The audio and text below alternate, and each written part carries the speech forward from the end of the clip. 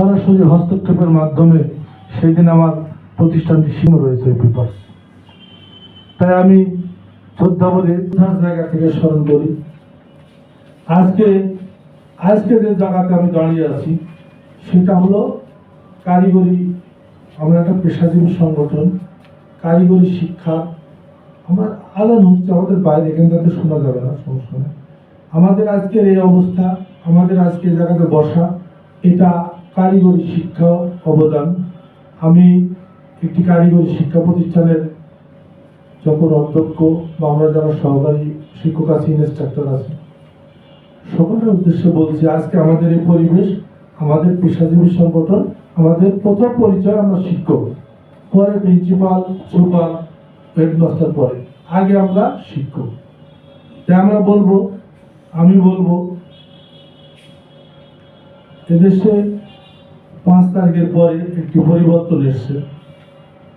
আমরা এখানে যে দল মতেরই আমরা থাকি না কেন, সকল ঊর্ধ্বে রেখে আমাদের পেশাজীবী সংগঠন সেটাকে মাথায় রাখবো। আমরা মাথায় রেখে আমাদের আগামী দিনের পথ চলা শুরু হবে।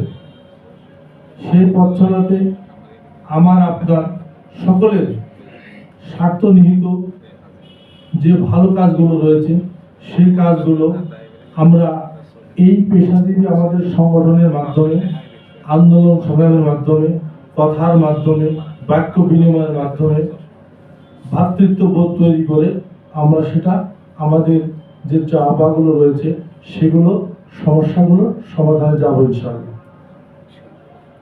আমরা আপনারা জানেন এদেশে অন্তর্বর্তীকালীন সরকার বিরাজ করছে।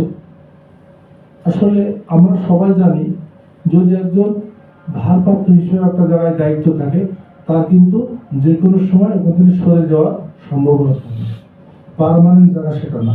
আমরা মনে করবো অন্তর্বর্তীকালীন যে সরকার রয়েছে এটা একটা ওনারা যে কোনো সময় চলে যাবে। আমাদের এদেশে যে একটি আমরা সবাই প্রিন্ট মিডিয়া, ইলেকট্রনিক্স মিডিয়ার মাধ্যমে যেটা আমরা জানতে পারছি, আমরা সরাসরি বিভিন্ন নেতৃবৃন্দের মাধ্যমে, সভা সমাবেশের মাধ্যমে জানতে পারছি এদেশে 2026 সালে যে ফেব্রুয়ারি মাসে যে ভোটটা হতে যাচ্ছে, অন্তর্বর্তীকালীন সরকার যে ভোটের ব্যবস্থা করছে সেই ভোটের মাধ্যমে এদেশে একটি নতুন সরকার গঠন করবে, নতুন সরকার দেশ পরিচালনা রাখবে। তাই আমি বলবো আমরা যে সরকারই আসুক না কেন সেই সরকারের সাথে আমাদের ভালো সম্পর্ক গড়ে তুলে আমার আপনার সকলের আমাদের মাধ্যমে আজকে রাজশাহী জেলা আহ্বায়ক কমিটির মাধ্যমে